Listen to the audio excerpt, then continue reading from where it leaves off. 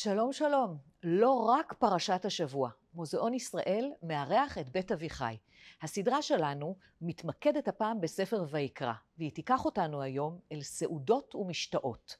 ואיתנו במפגש אביגדור שנן, פרופסור לספרות האגדה והיועץ האקדמי של בית אביחי, ונורית גושן, אוצרת באגף לארכיאולוגיה במוזיאון, ואוצרת תערוכת המשתה. יהיה טעים.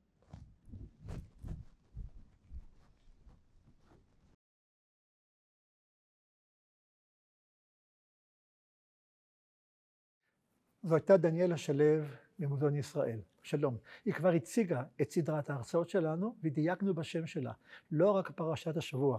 היו שנים שבהם דיברנו רק על פרשת השבוע.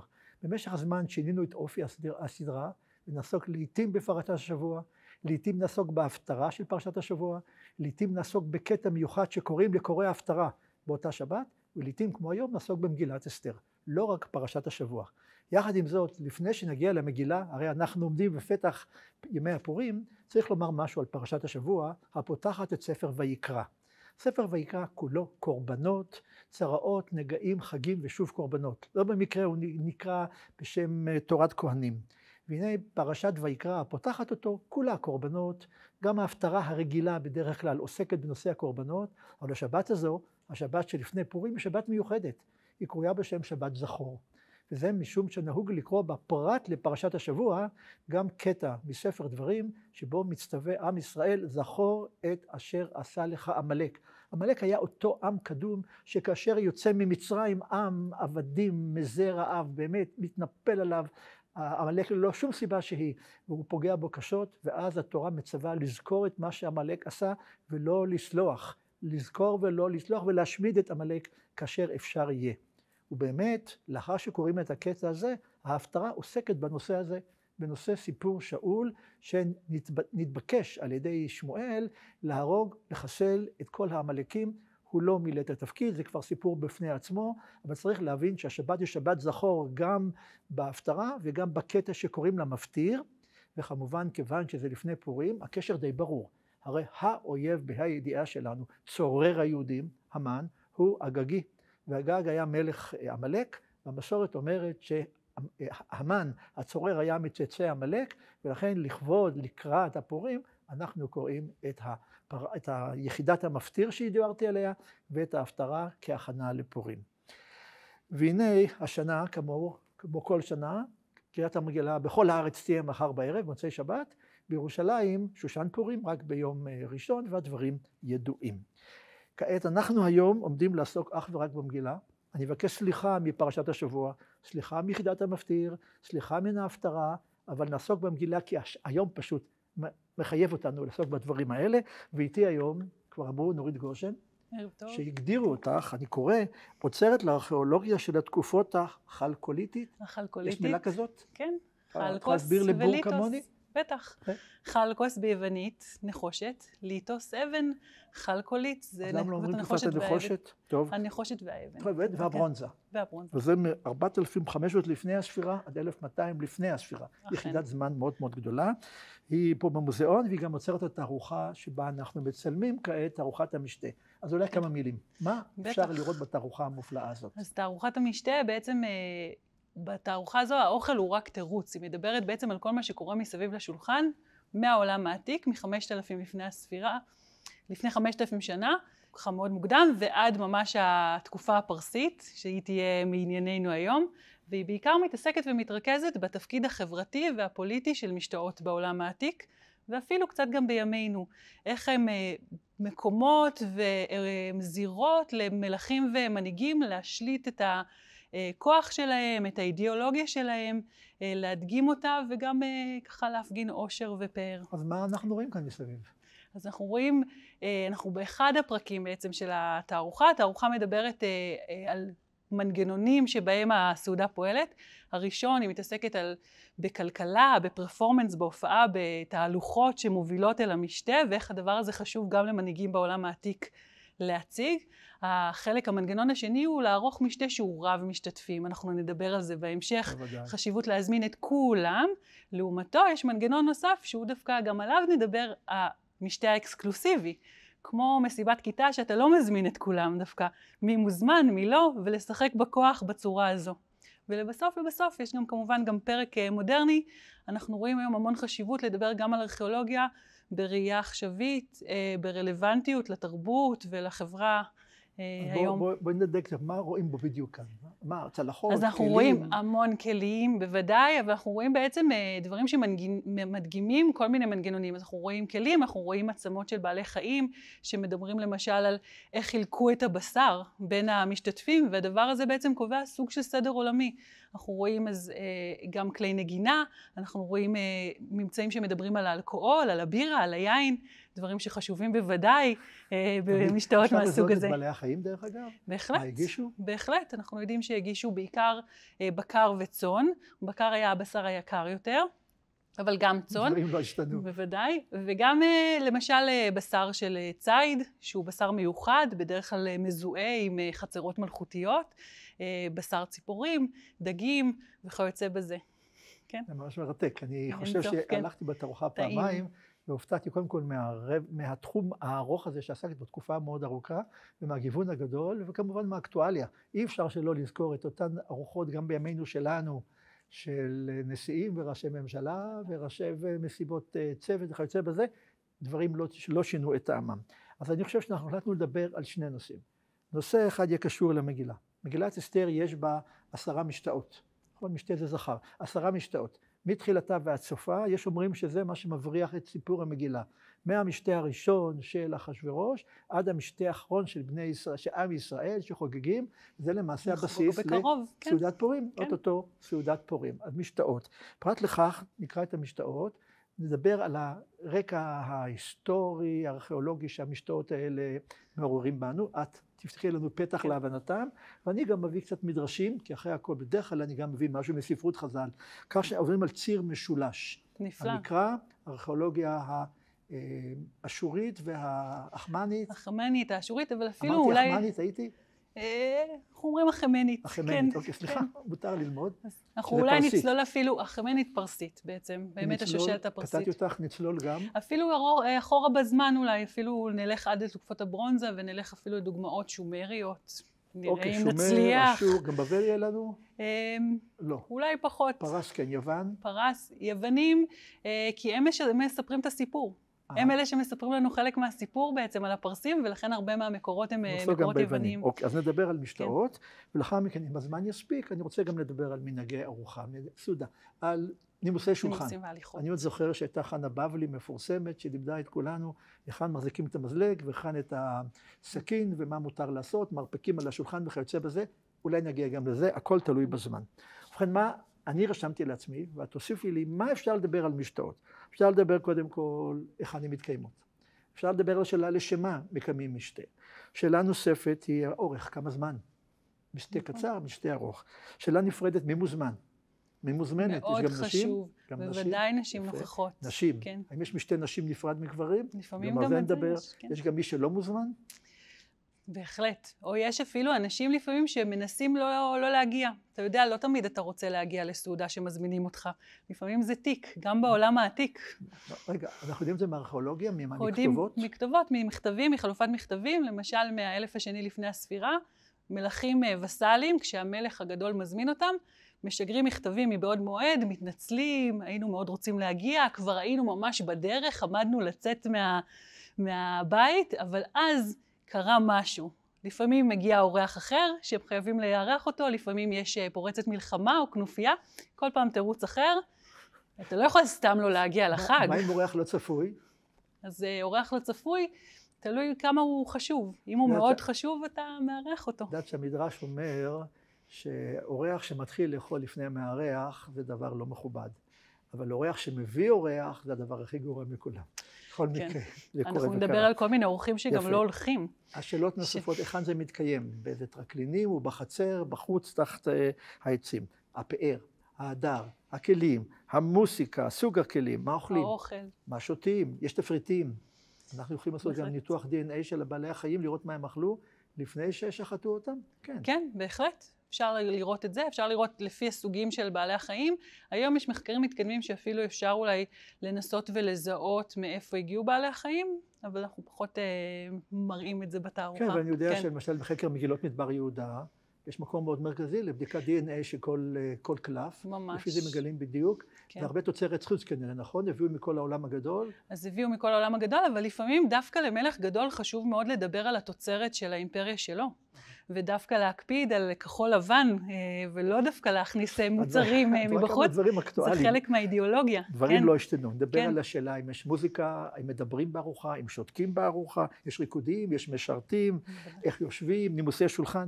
המון חומר בזמן מאוד קצר. אז אני מציע שישר ניגש לפתיחת מגילת אסתר. אני מציע, נורית, נכון? לא נורית. אני אקרא את הפסוקים הראשונים, אומר להם משהו ברמה פשוטה של הבנה, ואז נראה מה אומרים המדרשים, מה אומרת הארכיאולוגית, מה אומרת התערוכה, וכך נמשיך הלאה. ובזה נכין את המשתתפים בהרצאה הזאת לקראת מה שהם אמורים לקיים ביום ראשון בצהריים, או ביום שני בצהריים, תלוי היכן אתה גר, מתי אתה חוגג את סעודת פורים. ובכן, כך פותחת מגילת אסתר.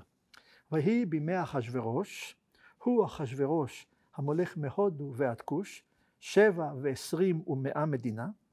בימים ההם, כשבט המלך אחשוורוש על כיסא מלכותו אשר בשושן הבירה. דרך אגב, שושן הבירה זה לא העיר שושן. יש הבחנה בין העיר שושן, שזו העיר, לשושן הבירה, שזה ארמון המלך והחצרות שמסביבו. שושן הבירה.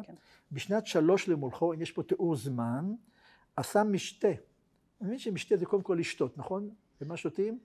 יין? יין, בטח. יין ובירה. אבל יין הוא המשקה האקסקלוסיבי יותר. לא מסתפוזים ומים מינרליים? סודה, קולה. עשה משתה לכל שרה ועבדיו, חיל פרס ומדי. חיל מפרשים לנו, זה לא צבא, אלא זה אנשי החיל, העשירים. אנחנו כבר רואים ישר את מי מקרב המלך. את העשירים, את הפרטמים, שזה הנציגים שלו, השרים או האצילים, ושרי המדינות לפניו. כלומר, למסיבה הזאת הוזמנו שרים, עבדים, אנשים עשירים, הפרטמים ושרי המדינות. היינו 127 הנציגים שלו ב-127 היחידות שבאימפריה.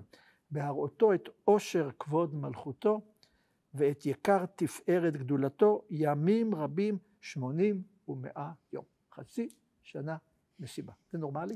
זה מקובל? זה לא כיף, תחשוב שאתה מארח, האורחים לא הולכים. זה מקובל? זה מאוד מוגזם. זה אורך מאוד ארוך, אנחנו מכירים משתאות שהם 10 ימים, 7 ימים, זה אורך יותר סביר. אז מפרשי המגילה טוענים שזה פרודיה. הם רוצים לצחוק על המלך הזה, שהוא 180 יום צריך להראות את, איך אמר כאן, את עושר כבוד מלכותו, ויקר תפארת גדולתו. המון מילים, לומר בעצם דבר אחד בלבד.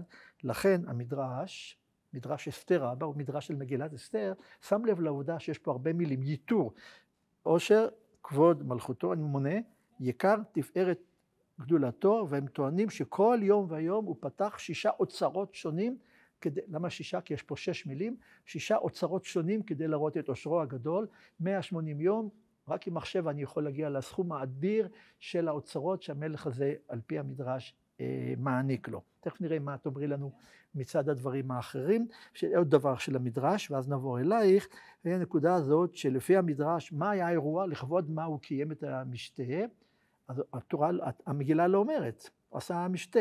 לפי המדרש, בשנת 3 למולכו עשה משתה, שימי לב, יש אומרים ביום גנוסי היה, יום הולדת. היה לו יום ההולדת שלו, מלכים זרים נהגו לחגוג יום הולדת, ולכבוד יום ההולדת שלו, שלח איגרות לכל המדינות ולכל עיר ועיר, ורצים, שליחים על סוס, או רצו ברגל, לכל שרי המדינות, לבוא ולעשות לפניו שמחה. ובאו לפניו 127 גדולים בני מלכים, מ-127 ארצות, שהיה שליט בהם, וכולם עטופים הסתלאות מעילים של לבן. אז יש לנו פה עושר גדול, יש לנו כאן הזמנת אנשים, יש לנו כאן הופעה צייתנית. מה את אומרת? שזה בדיוק הרעיון שעליו מדברת גם התערוכה. הטקסט של מגילת אסתר הוא באמת הטקסט שאני חושבת שכל מי שמכיר אותו מבין את המשמעות שמשטרות הם שדה פוליטי. אתה מזמן את כל השגרירים שלך מכל רחבי האימפריה לבוא ולהוקיר לך כבוד, אתה מדגיש את המטרה של זה שהיא בעצם לא אולי יום ההולדת אלא דווקא באמת לפאר את שמו ולחזק את מעמדו. בין העמים ולחזק את מעמדו כשליט, כל הנציגים האלה, זו בדיוק הנקודה. ומה לגבי הצגת כל הרכוש הגדול שלו? זה לא מפתיע, זה בדיוק עוד פעם, זה מחזק את אותו רעיון, להציג את החוזק שלו, את העושר שלו, את היכולת הכלכלית, אבל גם לפעמים בין האוצרות יש חפצים ממדינות רחוקות, דברים אקזוטיים, שמראים את היכולת שלו לשלוט על מקומות רחוקים, ובעצם להשיג דברים שלא לכל אחד ידו משגת. בהחלט מפגן כוח מרשים. חלק גדול מהחוקרים חושבים שמגילת אסתר מספרת סיפור שלא היה ולא נברא. אבל מספר הסיפור הגיר את המציאות של האימפריה הפרסית ועושה בזה שימוש נכון. אבל מבחינתנו השאלה היה או לא היה, היא לא השאלה העיקרית, אלא באמת מה מספרת כאן המגילה. כעת את הזכרת שהביאו גם להציג דברים נפלאים מעולמות רחוקים. באנגליה מביאים את היהלום מהודו, וכיוצא בזה. פה יש נקודה מאוד מעניינת ומאוד כואבת. לפי המדרשים, אחשוורוש בין השאר הציג גם דברים שהגיעו אלינו מן המקדש. המקדש הרי נבזז על ידי הבבלים, ובסופו של דבר פרס, כורש, כבשו את בבל, והרכוש שנבזז, ניקח מהמקדש, הגיע אל הפרסים, ואחשוורוש, אומר המדרש, לבש, תכף נראה, בגדי כהן גדול, לא פחות ולא יותר, והכלים שהם נתן שם לבני אדם לשתות, היו כלים מן המקדש, דבר שגרם מבוכה מאוד גדולה ליהודים שבאו לסעודה, הם נצטוו להגיע לסעודה, והייתה שתי בעיות. בעיה ראשונה, כשרות. לא היה בדת, מי אישר ליהודים לאכול את המאכלות הפסולים האלה של המלך, לכן הם טענו שהמלך נתן להם לאכול בשולחן נפרד, זה יפה, מתוך איזה מין פלורליזם והתחשבות, אבל נקודה שנייה, שהם ראו את הכלים וראו את הבגדים, ליבם אגמה עליהם, ומיד נראה שגם בקריאת המגילה נותנים לזה ביטוי מוזיקלי, מיד שנדבר על הדברים עצמם. כך שבקטע שקראנו, אני מסכם לעצמנו, אלא כי אני רוצה משהו להוסיף, דיברנו על הפאר, על ההפגנה של הפאר, דיברנו על זה שזה פרטי לעצמו, יום הולדת שלו, זה לא אירוע עולמי, אלא המלך חוגג יום הולדת, וכולם באים להתרפס לפניו, לבושים בלבן. אנחנו יודעים משהו על הבגדים של האורחים שהגיעו למסיבות? פחות, אנחנו יודעים מטקסטים על טקסטילים, אנחנו יודעים יצירות אומנות, אנחנו יכולים לראות איך נראים, איך לבושים פרסים או מדיינים, אפילו אפשר להבדיל ביניהם לפי צורת הלבוש, אבל אי אפשר לדבר ממש ככה על פרטי הפרטים, כן. אוקיי, וגם ראינו שכמו שנאמר על המילים, בהראותו את עושר כבוד מלכותו, אומר המדרש, מלמד שלבש בגדי כהונה. מה הראיה? כתוב, הוא בא להראות את יקר, תפארת גדולתו. ועל בגדי הכהן הגדול נאמר לכבוד ולתפארת. המילים כבוד ותפארת מופיעים גם בתיאור בגדי הכהן גדול, גם בתיאור אחשוורוש, ומבחינת המדרש זה אומר שהוא לא היסס להתלבש בבגדי הכהן גדול ולהביא כלים שנשדדו מהמקדש, ואגב, הוא ישב על כיסא מאוד מיוחד. הכיסא שהוא ישב עליו, יש לו תמונות של כיסאות בסעודות האלה? בהחלט. משהו מפואר? כן, כן, מאותרים בנחושת, בזהב, בשנהב. בעלי חיים? גם בעיטורים של בעלי חיים. כי לפי המדרש, הכיסא שישב עליו זה לא פחות ולא יותר מאשר הכיסא של שלמה המלך. איך התגלגל כיסא שלמה המלך לשם? זה סיפור ארוך. שישק מלך מצרים לקח את הכיסא, נבוכדנצר מלך בבל לקח ממצרים, כורש לקח ממלך בבל, חד גדיה. כלומר, הסעודה הזאת מבחינה יהודית היא קצת יהודית. כיסא שלמה, בגדי כהן גדול או אנטי יהודית. מה אפשר לעשות? אבל הסיפור הזה של כיסאות, רהיטים, בגדים, רכוש שעוברים כשלל, הוא דבר מאוד שגור במזרח הקדום. מאות שנים לפני התקופה הפרסית, אנחנו רואים אפילו במאה ה-14 לפני הספירה, תחותמס הגדול, מגיע, כובש את מגידו, לוקח שלל, כיסאות מאותרים בשנהב. זה דבר שהוא שגור לקחת את הרהיטים המאותרים, ואחר כך להציג אותם גם במשתאות כחלק מהכוח שלך. כחלק מהניצחונות הצבאיים שלך, זה מסמן לאורחים בדיוק את ה... חוטאים בזה כבר מצרים. מצרים, כן. את גם מגיעה לארכיאולוגיה של מצרים, או את עוצרת לא? גם. בתערוכה לא. בתערוכה אנחנו גם ניגע במצרים, אנחנו בעצם נוגעים בכל המזרח הקדום. כי זו תופעה שהיא תופעה אוניברסלית, בגלל זה אפשר ללכת איתה מעת מאוד מוקדמת, מרגע שיש חברות מורכבות, זאת אומרת שכבר יש מלכים ומעמדות וכתב ואומנות. ועד ממש ימינו, כי יש מנגנונים מסוימים שהם סוציאליים, הם בעצם סוציולוגים, איך האנושות מתנהגת ואיך מנהיגים צוברים את הכוח שלהם. אז בשבילי, אני קצת הלכתי לאיבוד. אשור, שומר קדמה לאשור? בהרבה, כן. בהרבה. ובבל באה לאחר מכן. כן. ומצרים קדמה לכולם? מצרים היא מקבילה בעצם לשומר, היא מתחילה במקביל ואז מתפתחת במקבילה. ומה עם החיטים?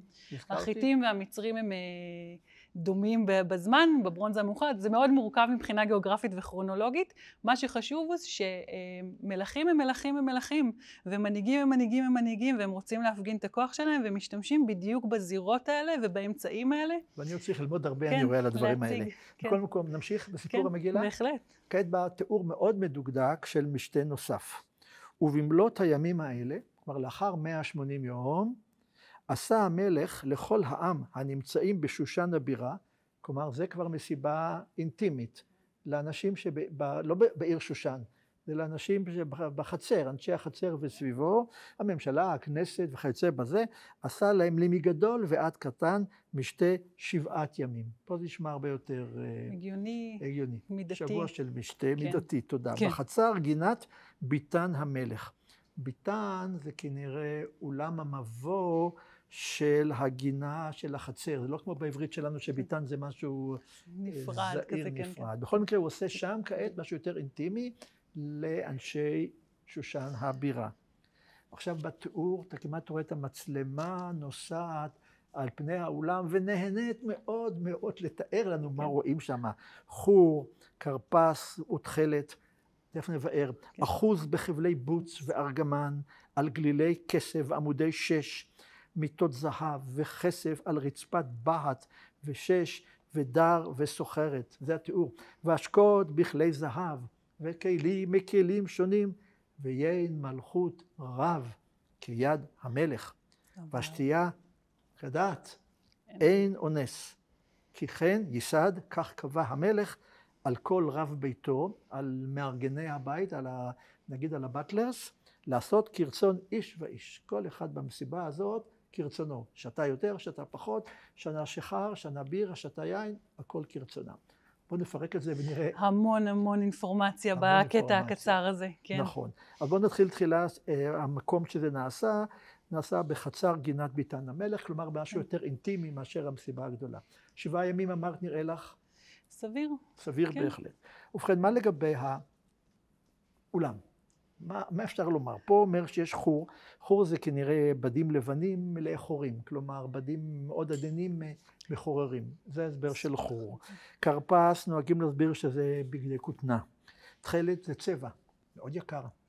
להפיק תכלת, אני ראיתי באיזשהו מקום, צריך אולי 12,000 חלזונות בשביל להפיק את הצבע, בעצם את הפיגמנט. או משהו כזה. זאת אומרת, מלך שיכול לקשט את ארמונו בתכלת, זה מצביע על עושר בלתי רגיל.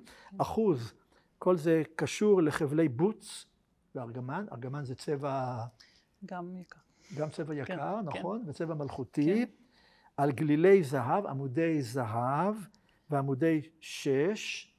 שיש, מאיפה הביא 6? כנראה... הוא שלט בכל רחבי האימפריה, בסוף גם מגיעים אפילו עד יוון. כדי להביא עמודי 6. אפשר להביא, כן. מיטות זהב וכסף. איזה פאר, מיטות זהב וכסף. על רצפת בהת ושש, שיש ודר. יש אומרים שדר זה אם הפנינה. כלומר, גם כדבר יקר ביותר, וסוחרת שנוהגים להסביר את זה על איזה מין סוג של שיש שחור. כלומר, רצפה קצת שחור לבן, אמר לי פעם מישהו, זה כמו משחק שחמט. יש רצפה שחור לבן, יש מלך, יש מלכה, יש רצים, את חושבת שחמט? לא. יש רצים, יש פרשים, ממש סיפור פרס על לוח השחמט. וצריכים לפגוע במקרה זה במלכה, ולא במלך, אבל זה ממש אותו תיאור עצמו, שיש לבן על הרצפה ושחור, והשקות בכלי זהב, לא סתם שותים, כלי זהב, וכלים מכלים שונים, תסביר לנו מיד מה זה, ויהי מלכות רב כיד המלך. איך כל זה מתקשר למה שקורה כאן מסביב? פשוט המון פרטים, נתחיל אפילו במיקום, בזה שכשאתה עורך משתה שהוא רב משתתפים, והוא משתה גדול, אתה תעשה אותו בדרך כלל בחוץ, באזור שהוא פתוח. גם אנחנו נמצאים פה בין מבנה אדריכלי, בין משהו שמסמן מבנה אדריכלי, במקרה של התערוכה ארמון יהודאי, לבין מזבח, אנחנו נמצאים בחוץ. לתוך הבית, לפנים הבית, אתה מזמין את האורחים המכובדים, את הקהל האקסקלוסיבי, ובאמת שם הפאר ונוטף מכל דבר ומכל פרט. כבר דיברנו על הרהיטים שכבר הם משדרים עושר רב, מאותרים בזהב. תחשבו לשבת על כיסאות זהב גם כאורחים, זה דבר שלא כל אחד חווה כל יום, יש רושם גדול בדבר הזה. ואם נתקדם ובעצם נחשוב ככה, אפשר לחשוב גם על להשוות לנוסחאות סיפור של מלכים אחרים, קדומים אולי יותר.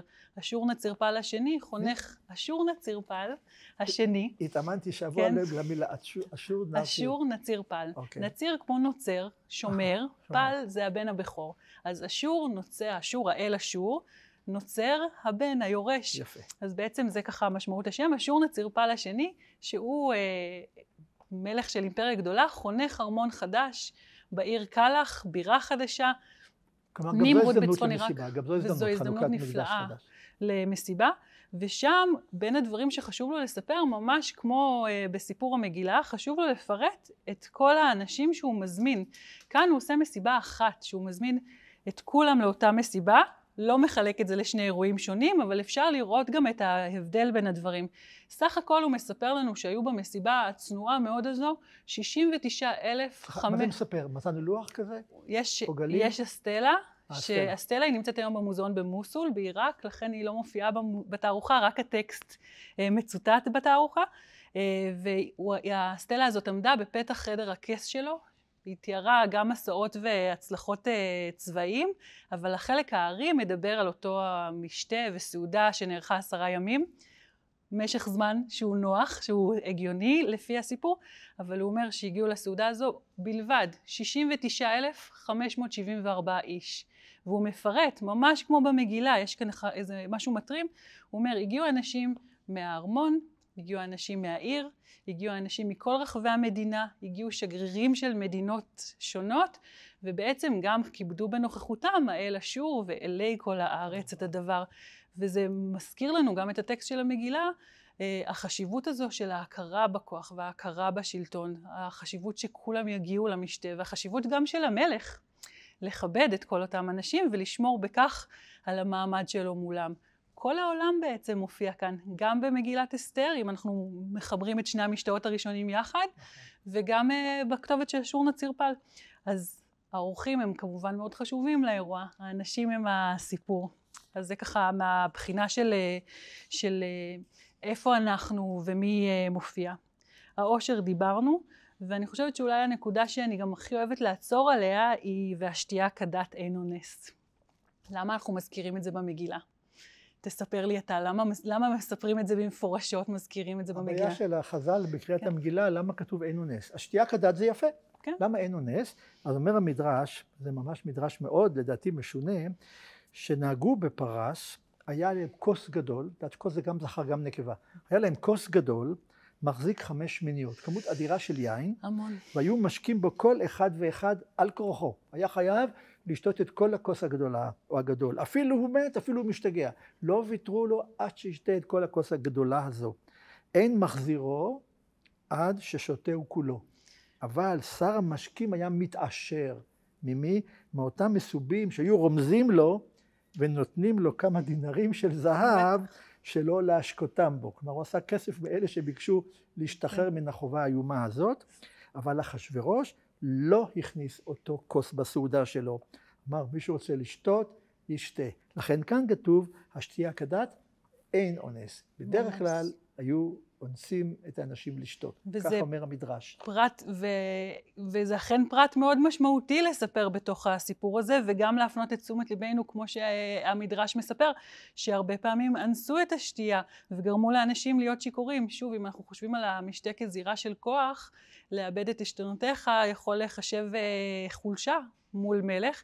נגיד אני ואתה עכשיו רוצים לשאת ולתת בנדוניה, או בשטחים, או במהלכים מסוימים. אם אני אגרום לך להיות שיכור, על ידי כך שאכריח אותך לשתות, עד אובדן עשתונות, ידיעה אל העליונה. לא חשבתי על זה, כן. אז יש כאן עניין גם של הכוח, ולכן הנדיבות של אחשוורוש במשתה הזה, שהוא אין אונס לשתיית היין, היא משמעותית מאוד. והגודל של הכלי, אנחנו יכולים לזהות כלים כאלה? אז יש לנו כלים שהם בהחלט גדולים ומשמעותיים מבחינת כמות המשקה, ויש עוד דבר, יש כלים, הם סוגים של גביעים בצורת בעלי חיים, שקשה מאוד, אנחנו רואים בדרך כלל באיתורים, דווקא אפילו איתורים מוקדמים יותר, תיאורים אומנותיים, שאוחזים בהם כך, ואם נגיד הייתי מוזגת לך יין מספל שכזה, והיית רוצה להניח אותו, היית מאוד מסתבך אם לא היה משרת או מישהו לידך שיכול היה לקחת את הספל, את הגביע, אז היית בעצם נתקע איתו. לכן היית צריך לסיים את המשקה ולהניח אותו הפוך. זה עוד אמצעי שבאמצעות הכלים שבהם אני מגישה לך, אני יכולה לגרום לך להשתכר. אנחנו יודעים את זה, אבל גם מההיסטוריה המודרנית, למשל כשניקסון נוסע לסין אחרי המלחמה הקרה, יש ממש פרוטוקולים של ה-CIA שמכינים אותו איך להיות מוכן לא להשתכר מן היין הסיני. אז אנחנו יודעים שגם היום זה בעיה שאנחנו מקפידים עליה. העולם לא השתנה מאוד, את אומרת, בדברים האלה. אנשים הם, כן. כן, זה נכון, אבל מה לגבי סוג הכלים? כלי זהב פה מדובר. זה דבר נפלא, אנחנו באמת רואים, וגם בתערוכה אנחנו מציגים בעיקר כלים שעשויים ממתכת. מזהב, מכסף, מנחושת. פה מדברים על כלי זהב, וזה ככה אולי אפילו טיפה ביקורת על החצר הפרסית, המסואבת. הרבה מההיסטוריה על האימפריה החמנית, על המלכים החמנים, אנחנו שומעים מהאויבים שלהם, מהיוונים, שכותבים את ההיסטוריה שאנחנו קוראים היום. הרודוסטוס, קסנופון, אתנאיוס, הם מספרים לנו. בין היתר מספר לנו אתנאיוס, מספר דרך טסיאס שחי אפילו בארמון פרסי, שהמלכים הפרסיים נהגו להגיש משקאות מכלי מתכת. את מי שהם רצו להעליב, הם הגישו לו מכלי חרס. ותחשבו שמי שכותבים את זה זה היוונים. היוונים שלהם יש את הקרמיקה הנפלאה ביותר, שחורת הדמויות, אדומת הדמויות. הם כותבים את זה ככה טיפה עם אולי הקיצה לחצר החמנית. אני הבנתי ששתייה מכלי מתכת מחמיץ את היין, לא? לא עדיף לשתות יין מכלי חרס? מכלי חרס. אז כלי חרס לפעמים לוקח נתח מהיין, הוא ככה סופג קצת לדפנות, ויש גם כמובן את עניין הנראות והפאר העבודה, מלאכת המחשבת של יצירת כלי המתכת. בהחלט יש כאן איזשהו סימן של סטטוס ואושר. כן, אבל המילים כלים שונים, אומר המדרש, אף פעם אדם לא שתה מאותו כלי. לאחר ששתה מכלי אחד, הוציאו את הכלי והביאו גם כלי נוסף שישתה פעם שנייה. כלומר, מדובר פה באושר כפול ומכופל. ממש. לא רק כלי זהב, אלא כל כלי שימש לפעם אחת בלבד, מיד הוציאו אותו למטבח, והביאו כלים אחרים חדשים. מצד שני, כבר רמזתי לזה, המילים וכלים מכלים שונים, כאשר קוראים את המגילה בבית הכנסת, את שלוש המילים האלה קוראים במגינה של מגילת איכה. מכלים שונים במגינה של מגילת החורבן. מדוע? כי על פי המדרש, אלה הכלים השונים, זה הכלים שנלקחו מהמקדש. הם היו מיוחדים ושונים מכל הכלים האחרים, ולכן מזכירים אותם במנגינה של חורבן ואבל בתוך מגילת אסתר. יש לי עוד משהו להגיד לך על העניין של המיטות. יודעים משהו על המיטות שלהם?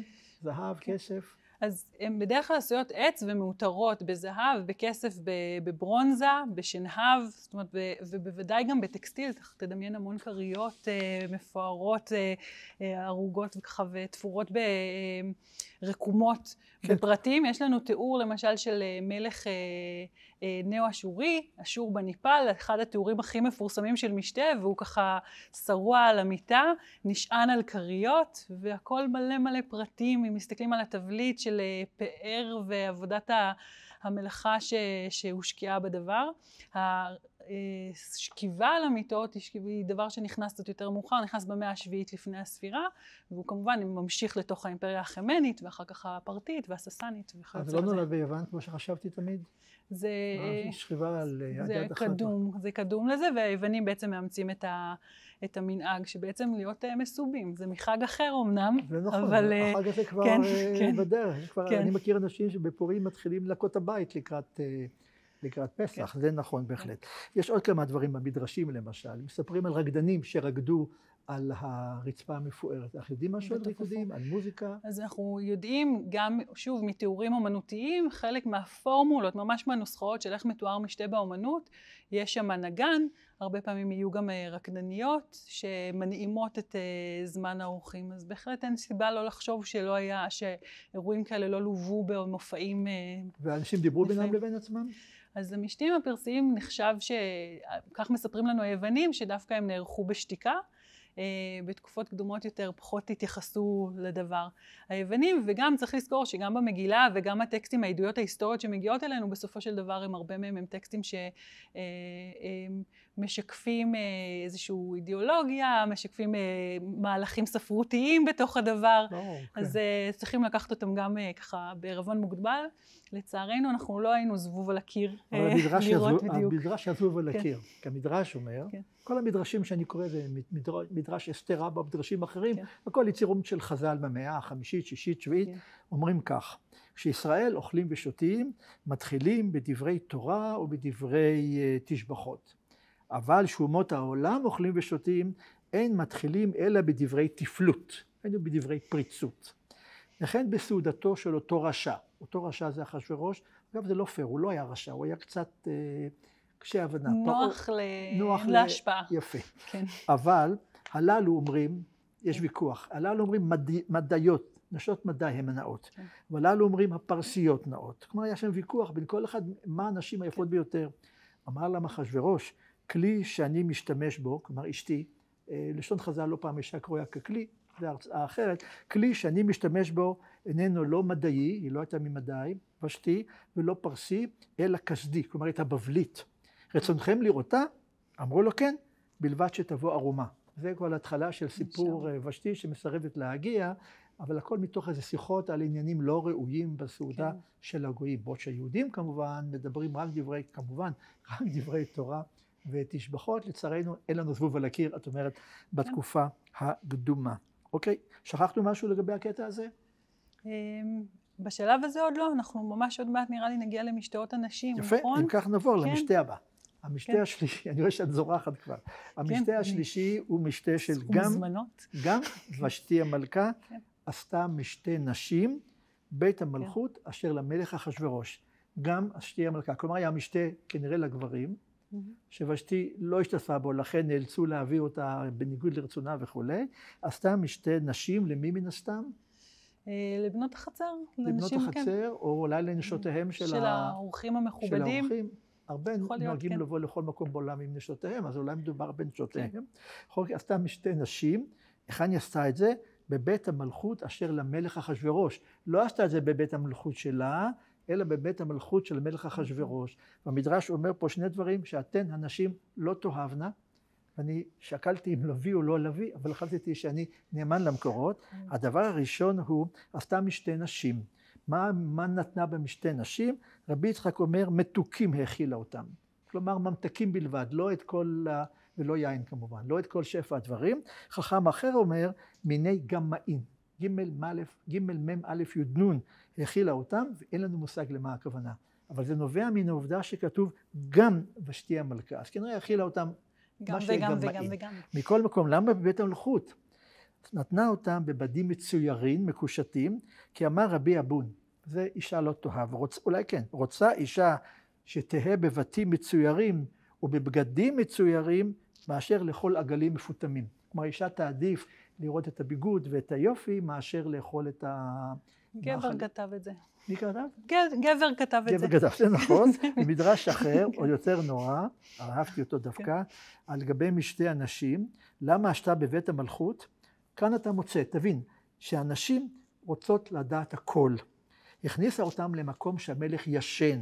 אמרה להם, אתם רואים, כאן המלך ישן, כאן המלך אוכל, פה השירותים שלו, פה הוא שותה, ואנשים סקרניות רצו מאוד לראות את ההוויה הפנימית של הארמון. כלומר, המדרש לא בדיוק מפרגן לוושתי ולנשים על האירוע. אבל את אומרת שהדברים הם יותר מורכבים בעולם העתיק, וגם אני יכולה להגיד שאם דיברת וציטטת מקודם מהמדרש שהגויים דיברו דברי תפלות, אולי גם פה אנחנו בדברי תפלות על זה שזה מה שאנשים עושות.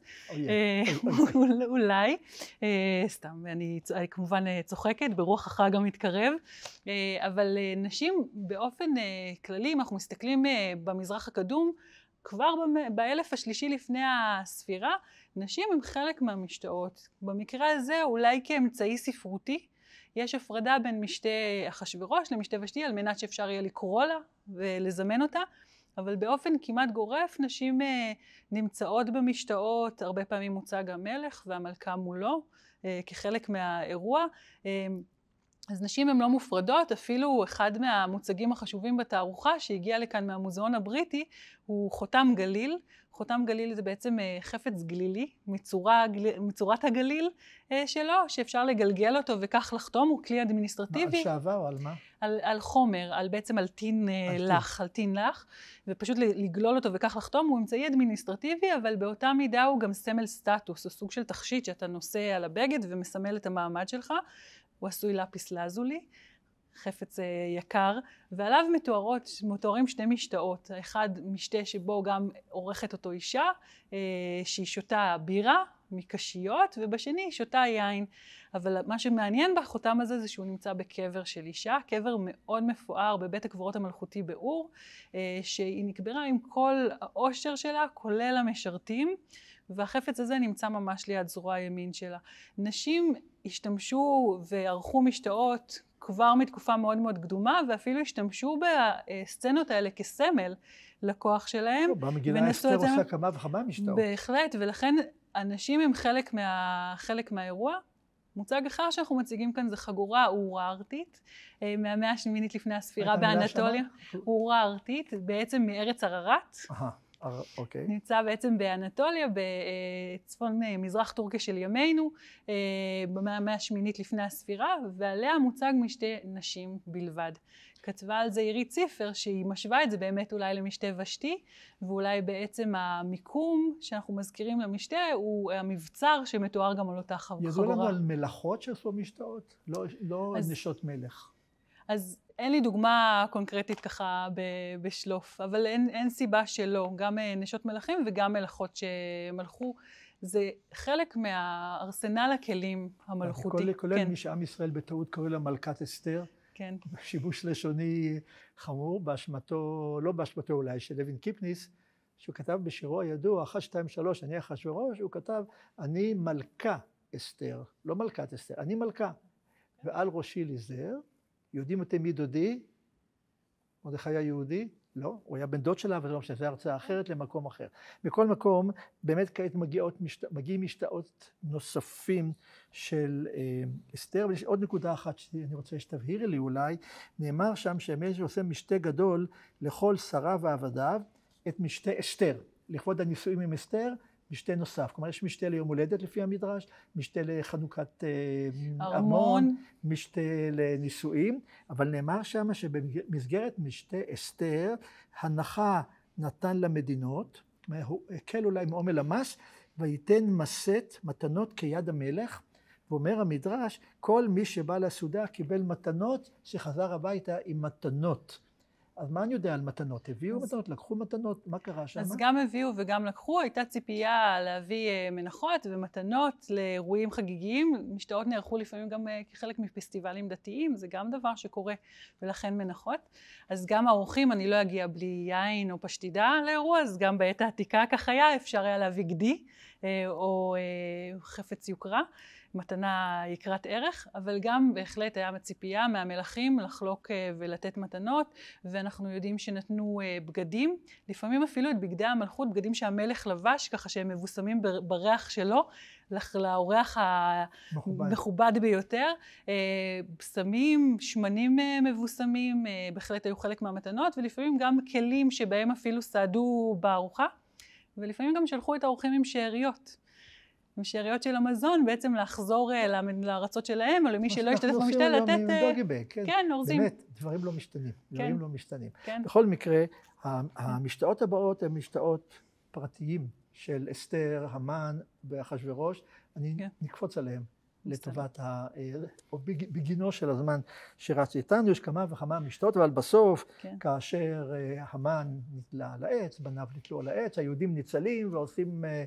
מכים בשונאיהם, נאמר במפורש, ליהודים הייתה אורה ושמחה וששון ועיקר, ובכל מדינה ומדינה ובכל עיר ועיר שמחה וששון ליהודים, משתה ויום טוב, ובסוף אחרי כל המגילה, על כן היהודים הפרזים, יושבים בערי הפרזות, ערי הפרזות זה מה? ערים שלא היו מוקפות חומה, את גרה במבשרת, נכון. אתם כנראה עיר פרזות, עושים את יום 14 לחודש אדר שמחה ומשתה, ויום טוב ומשלוח מנות איש לרעהו. שמחה ומשתה, ובסוף המגילה חותמת במה שלמעשה עד היום תופס באופן מופלא.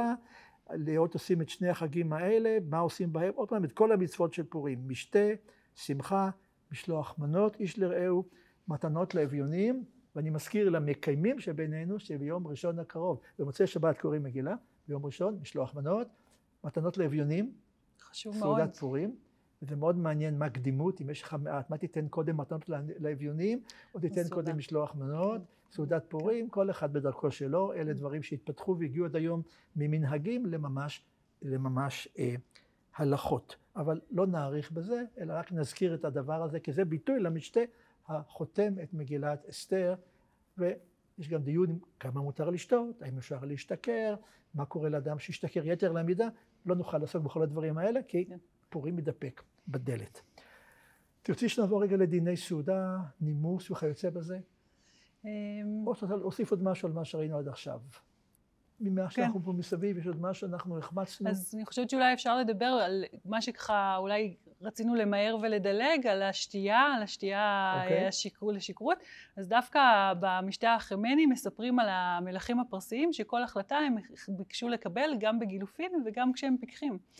לקבל כל החלטה שהם מחליטים, גם כשהם צלולים בדעתם, ואז לבדוק אם ההחלטה הייתה נכונה, כאשר הם שיכורים. ולכן שוב, זה איזשהו מנגנון שאפשר לבדוק את עצמך, ולחילופין, אם היינו במשתה בסעודה, וחשבנו על איזה רעיון מבריק בין שנינו, ואז אמרנו, רגע, ואנחנו צריכים לבדוק את זה גם כשאנחנו פיקחים. וואו, זה אולי מסביר לי מה שקורה במגילה.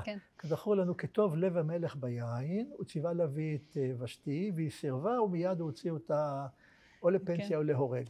בשביל להתפכח, אומר המדרש, משכרותו, הוא שאל, מה קרה לוושתי? ואז אמרו, אתה הרגת אותה, ואומר, לא ידעתי שעשיתי זאת. כלומר, הוא היה באמת בגילופין, היה שיכור, ומעניין, אולי פה גם המגילה רומזת להתנהגות חפוזה של המלך, שלא ניצל את האפשרות של טיים אאוט, נמתין למחר, ואנחנו נראה את מה. זה מאוד מאוד מעניין. ואולי גם שכמו בפורים, השכרות היא לא תמיד נתפסת כדבר רע לחלוטין. יש מצווה להשתכר בפורים. בהחלט, אז לפעמים גם בעת העתיקה, גם במשתאות של העולם הקדום, היו אירועים מסוימים שבהם היה עידוד לשתייה יתרה, שמצב התודעה השיכור הוא לא בהכרח תמיד גרוע. הוא מעיר לנו גם על המצב הפיקח. המדרש אומר שבשלושה דברים אדם ניכר, בכיסאו, בחוסו וכעסו, ועניין של כמות השתייה הוא מאוד מאוד משמעותי. בכלל, יש הרבה מקורות שלא הבאתי כאן לגבי השאלה כמה ראוי לשתות. יש אומרים שכוס אחת ביין קר, 2 כוסות ביין פושר, 3 כוסות ביין חם, וגם שואלים שאלה מה גודל הכוס, גם שואלים את השאלה בכמה לגימות לשתות את הכוס. בלגימה אחת זה גאוותן. אדם שמריק את כל הכוס זה גאוותן. אדם ששותה ב4-5 הוא גם כן גאוותן. כשהוא שותה, צריכים לשתות את הכוס בשתי לגימות למשל. כל הדברים האלה נידונים, יש פרק שלם בעולם חז"ל על דידי סעודה והכנסת אורחים, והייתי רוצה לדון בהם איתך עכשיו לאור מה שהידע העצום שלך והתערוכה הזאת מאפשרת לנו. למשל, יש דיון מאוד שלם שואל בשאלה איך מסדרים את היושבים, לפי מה יושבים. האם באופן כל אחד תופס את המקום שלו, או ש... יש סדר.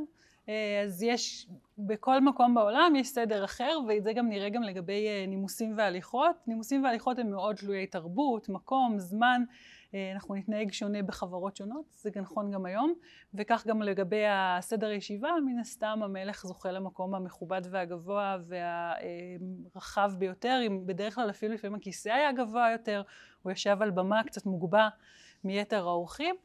מימינו, על פי רוב, וכך גם נהוג היום, יושב אורח הכבוד, אבל למשל מספרים על כורש שדווקא הוא הרגיש שצד שמאל הוא צד יותר פגיע, ולכן השיב את האורח הראשון, השיב דווקא משמאלו. ככה אדם שיגן ואולי ישמור על הצד הזה. אז יש עניין שבאמת של סידור הישיבה, מי יותר קרוב למלך, בוודאי מסמל מעמד, וזה יוצר גם את התחרות, לא רק בין מי שהגיעו לתוך משתה המלך לעומת מי שנותרו בחוץ, אלא גם מסביב לשולחן.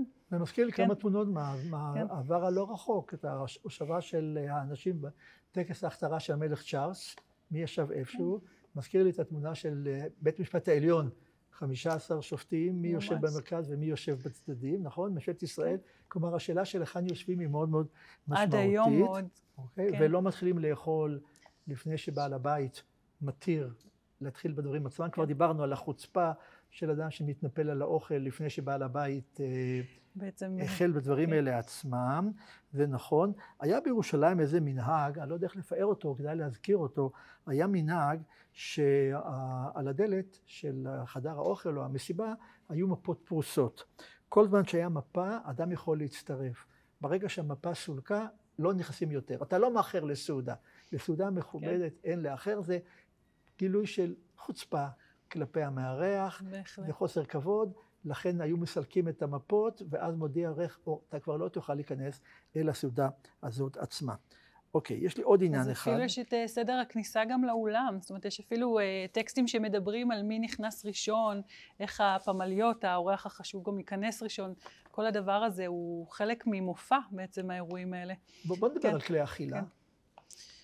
אכלו בידיים? אז אכלו בעצם בידיים, אין לנו סכו"ם לאכילה מנומסת כמו שאנחנו רוצים היום עד ימי הביניים, אבל אוכלים בידיים, אוכלים לפעמים גם עם לחם, זאת אומרת אפשר לאסוף את האוכל גם עם לחם ככה שלא להתלכלך, ואוכלים מכלים שונים, אז יש כל פעם כל תרבות ותלוי במנה, אם זה קערה יותר עמוקה, קערה יותר שטוחה, בתקופות מסוימות יש העדפה לכלי מרכזי, שיוכלו כולם בעצם מהמרכז. יש תמונות נפלאות מביקור של אליזבת השנייה במרוקו, היא הייתה עוד מלכה צעירה, מלך מרוקו הכעיס אותה, הוא לא התנהג אליה בכבוד, אז ככה גם איחר לה לפגישות, אפרופו הסיפור. אבל יש תמונה נפלאה שהם יושבים ואוכלים, היא ומלך מרוקו אוכלים בעצם ביד, אוכלים מהצלחת המרכזית בעצם, סוג של מקלובה, אולי... את יודעת איך הצלחת הזאת נקרא במקורותינו, תמחוי. התמחוי זה הצלחת גדולה שמתוכה כולם היו אוכלים, ובמשך הזמן המילה תמחוי, בתמחוי הפך להיות למשהו שונה לחלוטין. אבל חתכו בסכין, לא? חתכו בסכין? חתכו בסכין את האוכל בזמן ההכנה. לא בזמן האכילה. האוכל היה, הבשר היה מבושל רך. מה עם מרקים? מרקים שתו. שתו. כן, תבשילים ארוכים שתו, בהחלט. אין צורך כל כך בסכו"ם אם אתה יכול להשתמש בחמש האצבעות. אז בואי אגיד לך סיפור נחמד שמופיע בתלמוד, על רבי יוסף ורבי יהודה, אכלו יחד דייסה מאותו כלי, רבי יהודה אכל דייסה באצבעות, תפס את הדייסה ואכל, ואילו אחד אכל עם עלה מקופל של דקל, כלומר מעין כף. כן. לקח, שם בפיו, שם בפיו. אז אמר אחד שאוכל בדקל, השני, עד מתי תאכיל אותנו בלכלוך של האצבעות שלך? הוא אמר לשני, עד מתי תאכיל אותנו ברוק שבפיך? הרי כל פעם שהוא הכניס פנימה את תעלה, אז הוא יחזור את הרוק. אז אנחנו רואים פה באמת המציאות של אכילה משותפת, והמתיחות שזה גם יכול ליצור. הזכרת לחם, אכלו לחם, נכון? כן. הוא היה בסיס? הוא היה בהחלט הבסיס. כן, לחם הוא מצרך יסוד, תבואה, כן, ברוב המזרח הקדום, לחם זה הפחמימה המועדפת. הוא היה מוחמץ, פיתות, אנחנו יודעים? אז גם וגם. איך אנחנו יודעים? אנחנו יודעים גם מעדויות של דברים שנשארו, זאת אומרת של שעורה, חיטה וכיוצא בזה. אנחנו יודעים גם מן הכתוב, שיש סוגים שונים של לחם, גם ממתכונים וגם תיאורים אומנותיים. אני חושב, נורית, שהחמצנו עד עכשיו, מה שחיכיתי לומר, מה היה הסעודה של הצור בר נפעל? מה הולכים לסעודה? אז זו שאלה קשה. יש לך תיאור ארוך, לא נקרא חלק מתוכו. בשמחה, בשמחה. מה הוא מספר, הגישו בארוחה המכובדת של 65,000 אנשים. כן, 69,000. אבל אני אגיד לך שבעצם התיאורים הספרותיים, בעיקר של הסעודות האלה, הם מאוד מאוד מתעתעים, וגם הממצא הארכיאולוגי, הם לא מספרים לנו את התפריט שאתה מצפה לראות, למעט מקרים מאוד בודדים, אלא דווקא קצת אולי את רשימת המכולת. כמויות, בואו נשמע. זה מה שאשור נצרפל הביא לשיר. אז הוא הביא 100 שברים שמנים, 1,000 עגלים וכבשים מנדיר, והוא ממשיך ככה 14,000 כבשים שהיו שייכים לאשתר, זאת אומרת מהעדרים של המקדש, 500 איילים, 1,000 ציפורים גדולות, 500 ברווזים, 500 אווזים, 1,000 ציפורי מסוקו וכיוצא וזה, 10,000 ציפורים קטנות, 10,000 דגים דגים, 10,000 ירדבועים, 10,000 ביצים, 10,000 כיכרות לחם, קנקני בירה, נודות יין, דבלים, שמן זית, רימונים, יש 100 מיכלי רימונים, 100 מיכלי ענבים, 100 מיכלי פיסטוקים, שקים של בצל, שקים של זיתים, סומק מכל טוב. הוא רוצה לתאר את כל הדברים שהוא הגיש על השולחן כחלק בעצם מהעושר שהוא יכול בעצם להעניק לאנשים. גם בממצא הארכיאולוגי אנחנו נמצא בעיקר את המצרכים, נמצא את עצמות בעלי החיים, נמצא את הממצא הבוטני, את הזרעים והגרעינים שנמצאים או במחסנים או בסמוך. מעט מאוד נוכל למצוא צלחת עם כל האוכל, שנוכל לפרק איך בדיוק בישלו את המנה, עם איזה תבלינים. חבל, לפעמים נראה... ספר בישול כזה היה הצלחה מאוד גדולה. אז יש דוגמה אחת ל3 לוחות חרס, בני בערך 3,700 שנה, מהמאה ה-18 לפני הספירה, שנמצאים באוניברסיטת יייל, והם בעצם ספרי המתכונים העתיקים ביותר שהם מצויים בידינו, הם מוצגים גם בתערוכה. הלוחות עצמם שכתובים בכתב עת עדות נמצאים בייל, אבל הבאנו את המתכונים, ורוב המתכונים, למשל על לוח אחד, יש 24 מתכונים מפורטים. הם רובם מתכוני קדרה, הם רובם מתכונים שהם בישול ארוך. ניסו לשחזר? אז ניסינו לשחזר, אפילו אני בישלתי בעוונותיי כמה מהם, חלקם בשרים, חלקם צמחונים, ואז אפילו נתנו למספר עובדים לבוא ולטעום. התוצאות שנויות במחלוקת. לא כולם אהבו, וגם שתו בירה, למשל אחד המתכונים גם אפילו משתמשים בבירה לבישול, בירה ויין, בהחלט הם משקאות. למה לא תכינו פה בירה כזאת? אז אתה בהחלט, כאילו היית בתערוכה ואתה יודע מה רואים. לא זוכר. אז בתערוכה אנחנו מציגים את החשיבות של האלכוהול בתוך המשקאות, את הבירה ואת היין. אחד הדברים שרצינו שאנשים יוכלו לנסות ולטעום בירה, זה בעצם קנקני בירה שנחפרו בתל צפית, זוגת פלישתים, אותם העבירו למעבדות באוניברסיטה העברית, ומשם מדפנות הכלי הצליחו להפיק שמרים ולהרבות בתנאי מעבדה. אז חברנו לאותם חוקרים, גם מבר אילן וגם מהאוניברסיטה העברית, ואפילו לכבוד תערוכת המשתה, יחד עם מבשלת שקמה, הצלחנו להפיק בירה משתה, שהיא בירה מודרנית. הבירה העתיקה הייתה סמיכה וחמה, והיא ללא שימוש בקשות, אז בירה מודרנית, אבל בשימוש, השמרים שבעצם הציסו אותה, הם שמרים בני, ככה, הופקו מכלים בני 3,000 שנה. ולקנייה? אפשר למצוא את זה בחנויות שמוכרות בירה שקמה. כן, בירה המשתה. אז אפשר לטעום ממש טעם של בירה עתיקה. אלפי שנים. אבל אנחנו דיברנו קודם כל על כלי חרס. עלה דבר בתודעתי והוא קצת פרח ממני, אני אנצל דקות אחרונות. להזכיר אותו, היה ויכוח בין ביתו של הקיסר הרומאי לבין רבי יהושע. שהוא היה אדם חכם ומכוער גם יחד. הוא היה שיא הכיעור ושיא החוכמה. ופעם היא אמרה עליו מילים מעליבות, חוכמה מפוארה בכלי מכוער. איך בכלי מכוער כזה? אז הוא שאל אותה, אמרי לי, במה אתם שומרים את היין שלכם? אמרה, בכלי חרס. אמרה לה, בכלי חרס, אנשים כמוכם ראויים לשמור את היין בכלי כסף וזהב. הלכה לאביה ואמרה שזה משמע רבי יהושע, חכם מכל אדם. העבירו לכלי זהב והיין החמיץ. ואז היא אמרה, אתה רואה, יש דברים שמשתמרים רק בכלי חרס. לכן אני רוצה לשער שהחזיקו את היין בכלי חרס, אבל הגישו בסעודה אולי בכלי זהב, ולא תמיד שמרו בכלי זהב. נכון. יכול מאוד להיות? בהחלט. אוקיי, ודיברנו על הלחם, אז אולי גם נחזור ללחם, לקראת נקודה נוספת של לחם. חז"ל נתנו ללחם מעמד מאוד מיוחד, את ודאי יודעת. יש ברכה רק על הלחם מכל המאכלים, ורק על היין מכל המשקים. מה שמעמיד על המעמד המיוחד שלהם, אבל לגבי לחם אמרו חז"ל 4 דברים מעניינים. לא שמים בשר חי על לחם, כלומר לא משתמשים בלחם בתור מגש, כן. אין דבר כזה, לחם צריכים לאכול. 2, לא מעבירים כוס מלא מעל לחם. אם אדם רוצה להעביר כוס למישהו אחר, לא מעל הלחם, כי אם היין יטפטף, הלחם ייפגע. כבודו של הלחם הוא שאין מעבירים עליו זה. 3, לא זורקים את הפת. לחם לא זורקים. עד היום תמצאי הרבה אנשים שמשאירים לחם ליד פחי אשפה. בטח בירושלים. ליבם לא נותן להם. בזמנו היו הופכים אותו לצנימים או לפירועי לחם. ואחרון, אין סומכין את הקערה בפת. לא משתמשים בלחם כדי להחזיק את הקערה.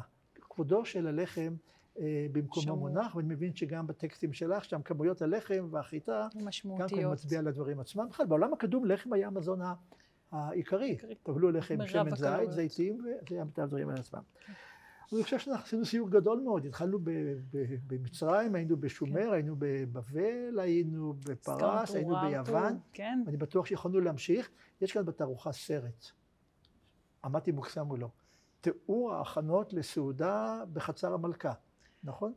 אז בעצם יש סרט שהוא מונטאז' של סרטים של הכנות לסעודות ממלכתיות בכל העולם. מאפריקה, מאסיה, ממדינות ערב, בכוונה בשביל להראות היום את הפרוטוקול של האירוח הממלכתי. אז באמת החלק הארי הוא באמת הכנות לסעודת המלכה, כולל עריכת השולחנות המפוארים, מדידות בסרגל. את יודעת, הוא לוקח סרגל ומודד שבין צלחת לצלחת יהיה בדיוק כך ולא אחרת, והלבוש של המשרתים. של אפילו בדיוק של מי שמרוחים את השולחן. מסתבר שהעולם לא השתנה. אני בטוח שהוא היה אשור ברצניפל, איך קראת לו? מהצירפל. היה מגיע לפה, לארמון המלכה, הוא היה מרגיש ממש. יש פרוטוקולים מדויקים איך להתנהג, וכששוברים אותם, אז לפעמים קורים דברים מפתיעים, לפעמים לטובה ולפעמים לרעה. אז צריכים לדעת איך להתנהג ולבחור במשורה מתי אתה רוצה לשבור ממנהגי השולחן. ולא לשפוך יין על השולחן כמובן, שזה הפחד הקבוע של כל אחד. בכל מקרה, למדנו גם הרבה על המגילה. למדנו על הארכיאולוגיה, ראינו כמה דברים לא השתנו מהעולם הקדום ועד ימינו. נראה לי זה באמת נכון כאן לסיים באווירה הזו של פורים. לא שרנו שירי פורים, ולא שאלתי אותך למה את מתחפשת וכולי. בכל מקום אני רוצה להודות. אני לא הייתי מגלה. רוצה להודות לנורית גושן, זה היה מרתק. תודה לך, אביגדור. וכמובן לצוות הגדול של אנשי בית אביחי מוזיאון ישראל, שאני לא מונה את כולם, אבל שמותיהם יופיעו מיד בשיקופית הבאה. ואני רוצה להודות כמובן לבית אביחי והמוזיאון שמאפשרים לנו את המפגשים היפים האלה. הוא מזכיר לכולם שאוטוטו מגיע פורים. אני לעולם לא אומר חג פורים, שזה ביטוי לא נכון, אלא ימי פורים. בחלק כולנו ימי פורים עליזים, וגם שבת שלום. אוטוטו שבת, פרשת ויקרא, שבת זכור, שבת שלום לכולם. פורים שמח.